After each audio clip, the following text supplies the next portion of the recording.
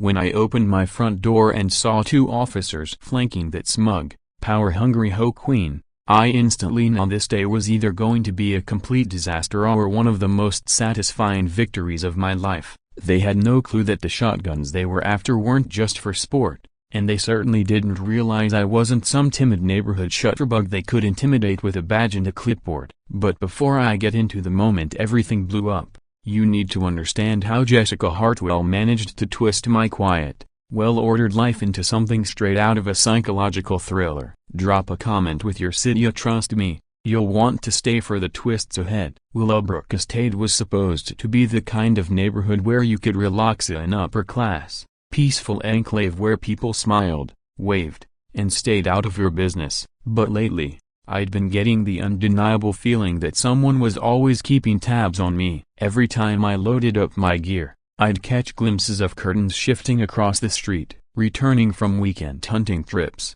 former friendly neighbors suddenly found their flowers far more fascinating than acknowledging my presence. This wasn't just mild curiosity, it was organized, deliberate, and persistent. It was the kind of covert surveillance I was trained to detect over 12 years serving as a Marine, and now as a federal wildlife inspector, operating undercover as a freelance photographer.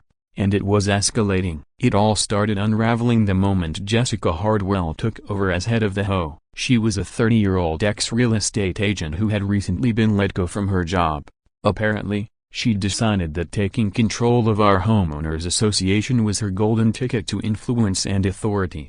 The warning signs appeared quickly. She'd show up at neighborhood gatherings dressed like she had just rolled out of bed, once wearing a yellow crop top and gray pajama bottoms like she thought it was a fashion statement. But it wasn't the fashion faux pas that concerned me, it was the way she began collecting details on everyone's routines, questioning schedules, and acting like the neighborhood's self-appointed investigator. My first real run-in with her came one Tuesday when she popped up at my front door, clipboard in hand and an artificial smile glued to her face. "Hi, I'm Jessica Hartwell, your new HOA president," she said like she was campaigning for office. "I'm doing a comprehensive assessment of the neighborhood to identify ways we can enhance safety and community standards." She overpronounced everything like she was reciting a rehearsed speech. I knew immediately she wasn't just nausea, she was going to be a problem. Still, I stayed polite. "Nice to meet you, Jessica. If you need any forms filled out, just leave them in the mailbox,"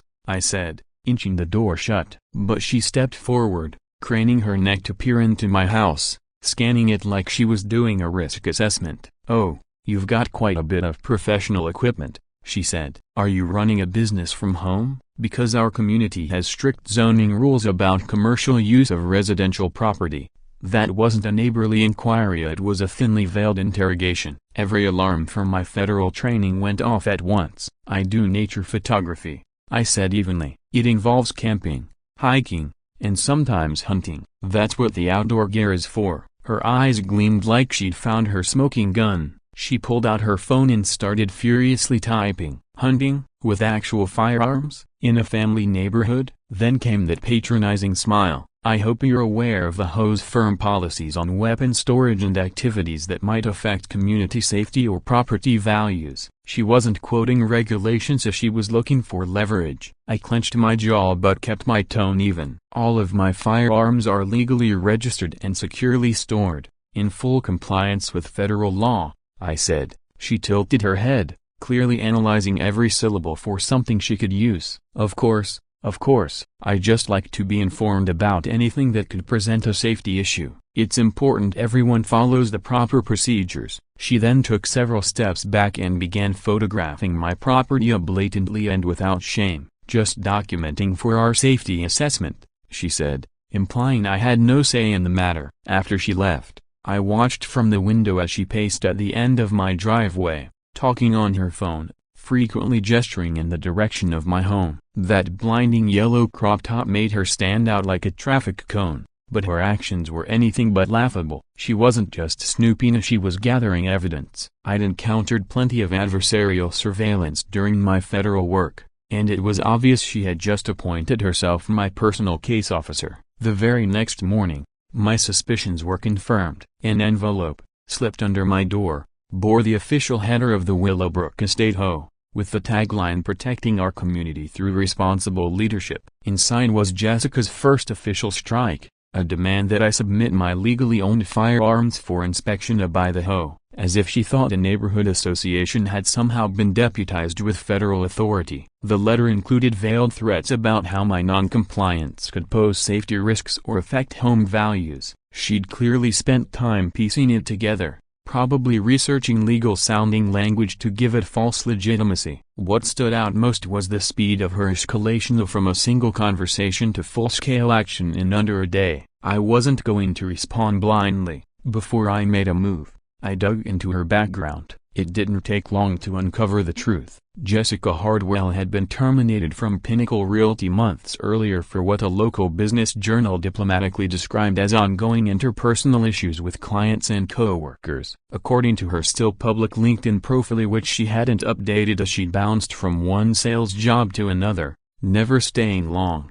Over the past 3 years, Jessica Hardwell had bounced from job to job, each stint shorter than the last. Her social media painted the picture of someone clinging desperately to a Section 8 of success motivational quotes, overly polished selfies, and frequent updates about taking charge and making changes. But beneath the filtered optimism, it was clear she was grappling with unemployment and personal instability. One particular post stood out. Just 2 weeks earlier, Jessica had posted about dealing with problematic residents who don't respect community standards, and how she was fully prepared to take all necessary action to uphold neighborhood values. The comments told an even more revealing story. Several neighbors pushed back against her tone, including a woman named Karen Brennan, who wrote, "Good leadership is about service, not control." Jessica responded with a barrage of angry emojis and a snide comment.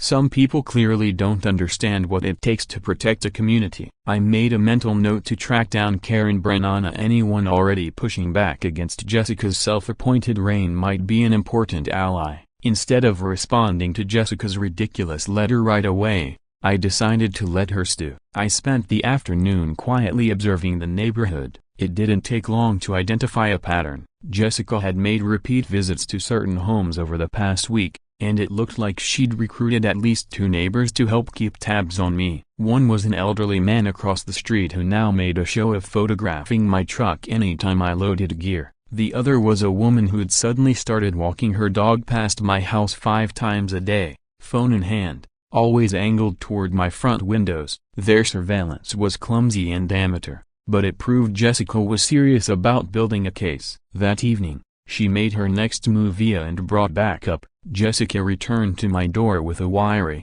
anxious-looking man in his 50s who introduced himself as Robert Chen, the HOA treasurer. Jessica, true to form, was dressed like she was attending a budget hearing at a clown convention, a wrinkled blazer awkwardly thrown over that same bright yellow crop top. The effect was bizarre, a mashup of wannabe executive and overzealous hall monitor. "Mr. Thompson, we're here to discuss your response to our community safety notice," Jessica declared, holding up a manila folder like it was a court summons. Robert Chen looked like he'd rather be literally anywhere else. Jessica, on the other hand, was practically glowing with self-importance. "I haven't decided how to respond yet," I said, keeping my tone casual, bordering on bored. Jessica's eye twitched. "Mr. Thompson, we're trying to be reasonable, but community safety is our top priority. Several residents have expressed concern about the presence of what appear to be military-grade weapons on your property." I almost laughed out loud.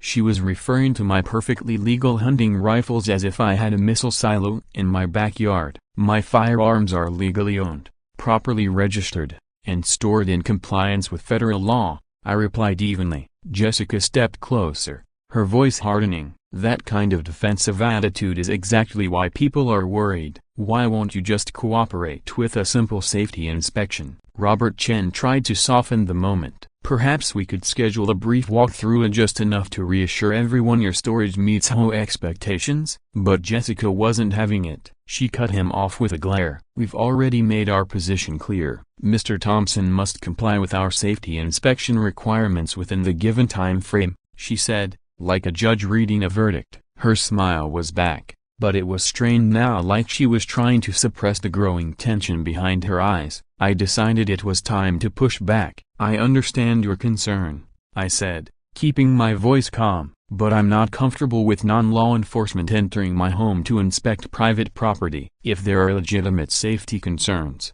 I suggest contacting the proper authorities." Jessica's face went crimson. For a moment, I thought she might actually scream. "We are the appropriate authorities for this community," she snapped. "The HOA has broad powers to ensure safety and maintain property values." Robert Chen shrank back as she raised her voice, clearly regretting his involvement in this circus. "Actually," I said, "that's not entirely accurate. HOA authority typically applies to common areas and external property modifications. You don't have jurisdiction over personal items stored legally inside a home." Jessica opened her mouth, then closed it again several times like a goldfish struggling to breathe. Finally, she pulled the last card she had left. "If you don't comply with our reasonable safety requests," she said with all the faux gravity she could muster, "we'll be forced to involve law enforcement and may initiate legal action to protect the community." There it was, the threat I'd been expecting, delivered with drama and just enough desperation to reveal how much she was banking on intimidation. After they left, I watched Jessica from my window. She paced the edge of my driveway for several minutes, gesturing wildly as she made phone calls. It was like watching someone direct a failed stage play. Robert Chen hovered nearby, looking like he wanted to vanish into the pavement. Jessica was committed now, too deep in her fantasy of authority to back down. She would escalate until she either won a broken bar or self-destructed. I was betting on the latter, but I also knew from experience, cornered people can be dangerous. And Jessica Hartwell was heading straight for a corner. Jessica's voice cut through the morning air like a siren. "What about the surveillance equipment?" she demanded. Officer Chen remained composed, though the tension in his jaw betrayed his growing impatience. "Ma'am," he said firmly, "Mr. Thompson owns standard hunting rifles and professional photography gear. Everything is registered and legally compliant." Jessica exploded. She accused the officer of overlooking critical evidence, insisting he hadn't searched thoroughly enough. Her yellow crop top had twisted askew during her animated gesturing, and neighbors had begun peeking through blinds, drawn by the spectacle. "You're not taking this seriously," she screamed. "This man is a threat to our community." Officer Chen's expression hardened. "Ma'am, I've completed my investigation. If you believe illegal activity is occurring, you need to file a formal complaint through the appropriate channels. I can't conduct a search without probable cause." But Jessica wasn't backing down. As Officer Chen turned to leave, she stepped in front of his cruiser, arms outstretched like a barricade. "I'm not letting you leave until you do your job. Search his house. Confiscate those weapons." Her voice was shrill,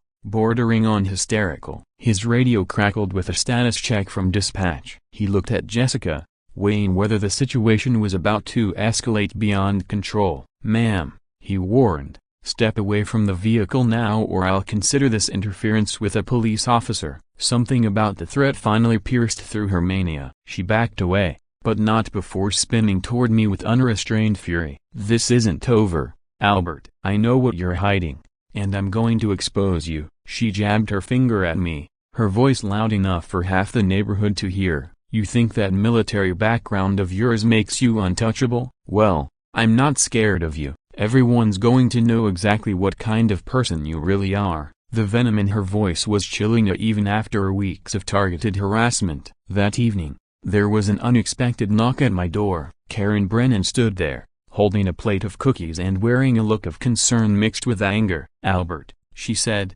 voice low, "I came to apologize for that circus earlier and to warn you, what Jessica pulled today, it's her exact playbook." She stepped inside and glanced around cautiously. She did the same thing to the Rodriguez family, pushed them until they snapped, then used their reaction as proof of instability. What she did with Officer Chen, that was restrained for her. She was performing for the crowd. Then Karen's voice dropped to a whisper. "She told Mrs. Patterson that you were just the beginning. She said she's going to clean up the neighborhood, starting with dangerous residents like you. You're not just a target, Albert. You're a test case to see what she can get away with." Her words sent a chill through me. Jessica's vendetta wasn't personal anymore. It was a campaign, an effort to dominate through fear and intimidation. "There's more," Karen said, pulling out her phone. "She's been recruiting people. Mrs. Chen across the street, Mr. Rodriguez near the park, and at least 3 other families." She calls it the Community Safety Initiative. "She's telling folks the police won't protect them and they need to take matters into their own hands." It was worse than I'd imagined. Jessica was building a vigilante network, using me as the villain to justify extreme measures. As Karen left, she paused at the door and looked me dead in the eye. "She's done playing games, Albert. After what happened with Officer Chen, she's going to Esquilatown and fast. Whatever your real story is, you'd better be ready. She'll burn this whole neighborhood down before she admits she was wrong." Karen was right. Jessica had crossed a line and she wasn't turning back. What followed wasn't just escalation, it was psychological warfare. Within 48 hours, she launched a full-blown smear campaign. The neighborhood group chat lit up with frantic safety alerts about me. She posted screenshots of my truck, suggested patterns in my schedule, and circulated grainy photos of my photography equipment taken through windows of framing my telephoto lenses as covert surveillance tools. She even drafted a timeline of my activities, filled with wild speculation about what I might be planning. Most disturbing, though, was her community safety team neighbors promised status and favor in exchange for spying. The social pressure was relentless. Mrs. Patterson began documenting every visitor to my home. Mr. Kowalski lingered in his yard any time I stepped outside, phone in hand. They worked in shifts. Someone was always watching. Despite my training, the constant surveillance wore me down. I triple-checked protocols, worried some amateur sleuth would stumble onto something that would compromise my investigation. Things turned darker 3 days in. I came home to find my trash scattered across the lawn mixed with planted evidence. Empty ammo boxes that weren't mine, photos of weapons I didn't recognize, a fake business card for a security company that didn't exist. Jessica was staging a narrative and she was getting disturbingly good at it. That evening, Mike Sullivan appeared at my fence, visibly shaken. "Albert, we need to talk now," he said, glancing around nervously. "Jessica came by today with a folder full of so-called evidence. She asked if I thought you were a threat to children in the neighborhood. When I told her she was being ridiculous, she started talking about taking action if the police wouldn't." Mike's legal background gave him perspective. "She mentioned a private security firm, asked me about citizens' arrest laws, even whether HOA can detain someone." My stomach dropped. Jessica wasn't just planning harassment anymore, she was flirting with illegal detention or physical confrontation. The final straw came the next night. My security cameras caught someone trying to break into my garage at 3 o'clock a.m. A hooded figure attempting to pick the lock. When I reported the break-in, the responding officer mentioned that several suspicious activity calls had come from Jessica's phone. The next day, I got what I'd been dreading. I was loading gear into my truck when Jessica arrived with 2 men I didn't recognize. One looked ex-military, rigid, authoritative. The other had the practiced detachment of a private investigator. "Albert Thompson," Jessica called loudly, drawing attention from nearby porches. "We need to speak with you regarding your activities and their impact on community safety." The older man stepped forward. "We represent the Willowbrook Safety Committee. We're conducting an independent investigation on behalf of concerned residents." I recognized the tactic immediately. Jessica had gone outside HOA recruiting private enforcers to intimidate me into submission, and this time, she wasn't going to walk away empty-handed. Jessica had recruited these men to give her harassment of an air of legitimacy, but unlike her amateur neighborhood spies, these 2 looked sharp, professional, and potentially dangerous. If she'd hired real investigators, my federal cover was now hanging by a thread. This had spiraled into uncharted territory. Jessica had crossed a line that left me with a stark choice: maintain my undercover identity, or protect the integrity of the investigation. As the 3 of them stood in my driveway, demanding to inspect my property, it became clear her psychological warfare had escalated into something far more dangerous. Passive resistance was no longer an option. 4 weeks later, Jessica made the catastrophic mistake that would end everything for her. I was in my office when I heard the unmistakable sound of multiple vehicles arriving, doors slamming, radios crackling with official chatter. Through the window, I saw a sheriff's patrol car, an unmarked sedan, and Jessica's unmistakable Honda. She was practically vibrating with excitement, phone in hand, filming what she clearly believed would be my public arrest. That same yellow crop top, now symbolic of her unraveling grip on reality, was fluttering in the wind. Deputy Rodriguez appeared at my door with another detective, search documents in hand. "Mr. Thompson, we've received multiple reports of weapons violations and suspicious activity. We need to speak with you and may need to search the premises." I knew in that moment, my cover was blown. Jessica's campaign had pushed me to the edge, and now I had no choice but to reveal everything. "Deputy Rodriguez," I said, retrieving a slim leather wallet from a secured drawer, "I'm going to show you something that will completely change this situation." Inside were my federal credentials. "I'm Special Agent Albert Thompson with the U.S. Fish and Wildlife Service. I've been conducting a 14-month undercover investigation into illegal wildlife trafficking operations. The equipment you've been asked to inspect is federal property and critical evidence in an ongoing case." The effect was immediate. Rodriguez's face shifted from procedural neutrality to concern. "I'll need to verify this with your supervisors," he said, voice clipped, already pulling out his phone. Behind him, Jessica's expression morphed from smug satisfaction to confusion, and finally to horror, as Rodriguez made his call. I explained further, "I've been embedded here as a wildlife photographer while tracking a trafficking network. Miss Hardwell's harassment has been documented, but now her actions are directly jeopardizing a federal case." Jessica tried to interrupt, but Rodriguez shut her down. "Ma'am, please return to your vehicle." 20 minutes later, confirmation came in from my section chief. Rodriguez turned back, his expression grim. "Agent Thompson, on behalf of the Sheriff's Department, I apologize. We were operating on false reports. Miss Hardwell's claims appear entirely without merit. We may have unknowingly interfered with a federal investigation." When Rodriguez delivered the news to Jessica, I watched her world implode. She began shouting, insisting I was lying, that I wasn't really a federal agent. Her voice climbed an octave with each denial, mascara streaking down her face. "You have to believe me. He's the one who's dangerous. I was protecting this neighborhood." Rodriguez tried to calm her, but she was beyond reason. "I demand to see real credentials. This is a conspiracy. He's been watching all of us." The irony was breathtaking as she was describing exactly what she'd done to me for months. But now,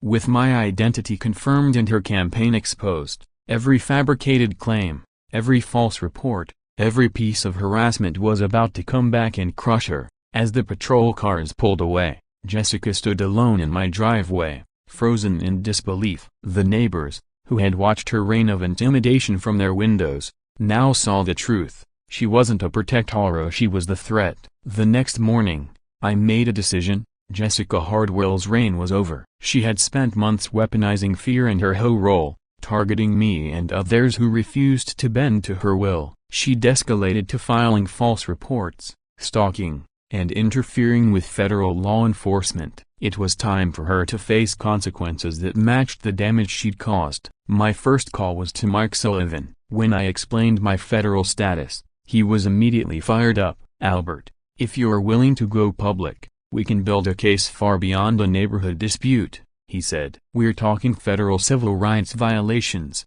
defamation, harassment, obstruction of justice, you name it. This could set precedent." Within 48 hours, Mike had drafted a comprehensive federal lawsuit. We demanded Jessica's immediate removal from all HOA duties, $50,000 in damages to the investigation, reimbursement of legal fees, and a permanent restraining order. We also filed formal criminal complaints with the district attorney's office, and federal prosecutors were already expressing interest. But Jessica's collapse began long before the court summons arrived. Word of my federal role spread like wildfire. Neighbors who'd been too afraid to speak out now came forward with stories of their own. Karen Brennan formed the Willowbrook Justice Committee. A Facebook group Jessica had used to spread lies about me became a flood of first-hand accounts from residents she'd harassed and bullied. Jessica tried to defend herself online, claiming the lawsuit was an attack on free speech. that I was using federal authority to silence her. But her credibility was in shreds. Her bizarre fashion, once brushed off as quirky, now seemed emblematic of someone deeply unhinged and unfit to wield any authority. Then, the dominoes really began to fall. Multiple government agencies took notice. My agency filed a report of interference. The Sheriff's Department launched an internal review of her false claims. The State Attorney General began probing the HOA for abuse of power. Even the IRS took interest when it emerged she'd used HOA funds to fuel her vendetta. The most devastating blow came from within her own home. Her husband, largely unaware of her crusade, was served with legal documents at work. Neighborhood Whispers said he was shocked to learn about the false police reports, the interference with federal agents, and the lawsuits now bearing their name. Within 10 days, he'd moved out and filed for divorce. Jessica Hardwell had gone from queen of the HOA to social pariah, abandoned, bankrupt, and buried under a mountain of legal firepower, all because she chose the wrong person to bully. And she was about to learn what happens when you go to war with a federal agent. Jessica's last attempt to salvage her crumbling world came when she appeared at my door one final time. But the woman standing before me was a far cry from the smug HOA president in her signature yellow crop top. Now,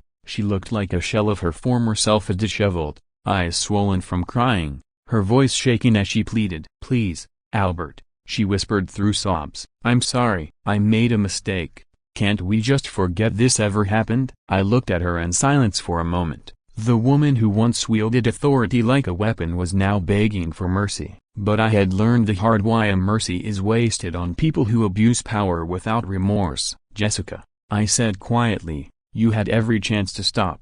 I tried to live peacefully. You chose harassment, false reports, and interfering with federal operations. You didn't care who you hurt. Now, you're asking for compassion only because you're finally facing the consequences." She broke down in tears, but I continued, unwavering. "You taught me an important lesson about unchecked authority. Now it's your turn to learn only about accountability, and it's going to cost you everything." When her lawyer called Mike Sullivan for the 6th time that week, hoping for a settlement, Mike delivered a final message: Jessica would receive no leniency. Not now. Not after dragging innocent people through hell. The legal system and the federal government were now fully engaged. 8 months after Jessica Hartwell first stepped onto my porch with her clipboard and false charm, I sat in federal court, watching her face justice. Jessica wore a conservative black suit, clearly chosen by her attorney to inspire pity, but she still looked utterly out of place. Judge Sandra Martinez, a tough, no-nonsense federal judge known for her sharp focus on civil rights cases, presided. From the expression on her face, it was obvious she had reviewed the case thoroughly and found Jessica's behavior reprehensible. The courtroom was packed. Local media had seized on the story of HOA tyranny clashing with federal authority, and even Court TV had sent a reporter, dubbing it a landmark case in community abuse of power. One by one, residents testified. The Rodriguez family, who had sold their home after Jessica's endless campaign against their fence. The Thompsons, forced to move across state lines just to escape her harassment. Karen Brennan, head of the Willowbrook Justice Committee, submitted a dossier of over 40 documented instances of Jessica abusing her authority, always targeting those who didn't bend to her will. Mike Sullivan laid out a meticulous timeline of escalation, from neighborhood complaints to false police reports, all the way to federal interference. The pattern was undeniable. Jessica's actions were not isolated incidents, they were a sustained, targeted campaign of psychological warfare. Judge Martinez didn't mince words. "Miss Hartwell, the evidence before this court demonstrates a disturbing, systematic pattern of harassment, abuse of power, and flagrant disregard for constitutional rights and the integrity of federal investigations," she said, eyes locked on Jessica. "You did not lead your community, you terrorized it for your own gratification." The judgment was devastating. I was awarded $55,000 in damages covering lost time, equipment damage, and emotional distress. Several neighbors also received financial awards, bringing her total liability to over $80,000. But that was only the beginning. A permanent restraining order was issued, barring Jessica from contacting me or interfering with any future federal work. She was also banned from holding any HOA leadership role for the next 20 years. Then came the criminal charges. Jessica faced multiple counts of harassment, filing false reports, and obstruction of justice. She eventually pled guilty to several misdemeanors and one federal felony. The sentence, 18 months in federal prison, followed by 3 years of supervised probation, and additional hefty fines. The conviction ruined any hope she had of rebuilding a normal life. She would be barred from a wide range of employment, permanently marked by her record, her reputation, her influence, her power. They were all gone. Her personal life collapsed just as swiftly. Her husband, who had been working nights and had no idea what she'd been doing, left her shortly after receiving the legal papers. He filed for divorce within 2 weeks, citing both embarrassment and fear of liability. Jessica Hardwell had set out to dominate a neighborhood and crush anyone who resisted. Instead, she ignited a firestorm that consumed her completely. The queen of the HOA was dethroned, discredited, and destroyed, and not by violence or vengeance, but by the very justice she believed she could manipulate. Jessica's downfall became irreversible as her life continued to unravel. Her divorce was finalized while the criminal case was still pending. Her husband, citing her legal liabilities and reputational damage, was awarded their house and most of their assets. Jessica's mounting debts made it impossible for her to retain any property, and she was forced to move into a dingy apartment in a rundown part of town. With her criminal record barring her from most jobs requiring background checks,